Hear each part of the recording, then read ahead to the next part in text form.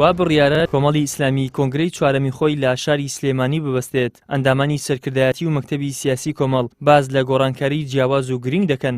ئەندامانی کۆنگرەی سنووری مەڵبەندی هەولێریش با گەشتبینی و گرنگیەوە دەڕواننە ئەم کۆنگرەیەی کۆمەڵ.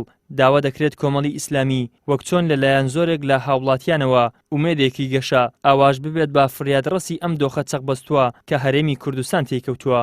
ئەندامانی کۆنگرە ئەبێ بەڕاستی لەمە دووە زۆر بوێرانە و زۆر چاڵاکانە و زۆر بە شێوەیەکی ئەکتیف بتوانن ئەندامانی سەرکردایەتی هەڵبژێرن و چاویان لەوە بێتن کە ئەوانەی کە خەڵکێکن دەتوانن توانای گۆڕانکاریان هەیە لەناو کۆمەلگادا و کاریگەریان هەیە لەسەر کۆمەڵی ئیسلامی و لەسەر کۆمەلگای کوردستانیش بەڕاستی ئەندامانی کۆنگرە دەبێت ئەمانە هەڵبژێرن. ئەمە یەک دوو ئەو ئەندامانی کە خۆیان هەڵبژاردەوە بۆ سەرکردایەتی بۆ قیادە لە بەران و لە خوشکان بەڕاستی ئەبێ دووربین بن، ئەبێ ورد بن، ئەبێ چالاک بن، ئەبێ ئەکتیف بن و دەبێ بەڕاستی ئومێدێکی گەوریان هەبێتن لە داهاتوودا بتوانن نوێنەرایەتی زۆر بە خەڵکی کوردستان بکەن. بەستنی کۆنگرەی چوارەمی کۆمەڵی ئیسلامی لەو هەلومەرجەی ئاڵۆزەی ئێستەدا نیشانەی متمانە بەخۆبوون و بڕوا بەخۆبوونی کۆمەڵی ئیسلامی هیوای سەرکەوتنی بۆ دەخوازم. سەبارەت بە کاری خوشکانیش کۆمەڵی ئیسلامی سوپاس بۆ خوای پەروەردگار یەکێکە لەو حیزبانە کە زۆر گرنگی بەکاری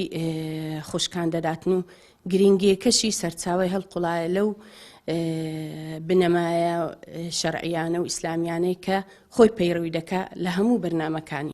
زانایانی ئاینیش وەک توێژێکی کاریگەر لە نێو کۆمەلگەی کوردیدا پێیان وایە کۆمەڵی ئیسلامی ئومێدێکی گەورەی لێ چاوەڕوان دەکرێت وەک ئەوەی لە نێوچین و توێژە جیاوازەکانی کۆمەلگادا باسی لێوە دەکرێت.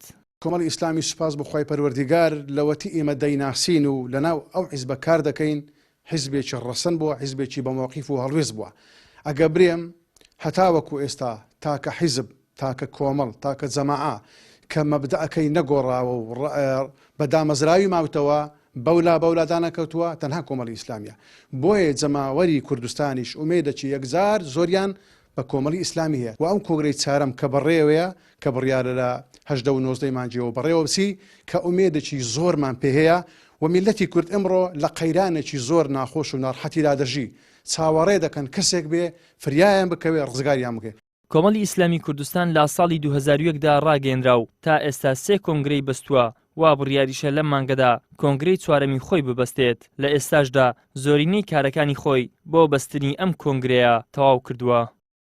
ئیدریس محەممەد، کەناڵی ئاسمانی پەیام، هەولێر.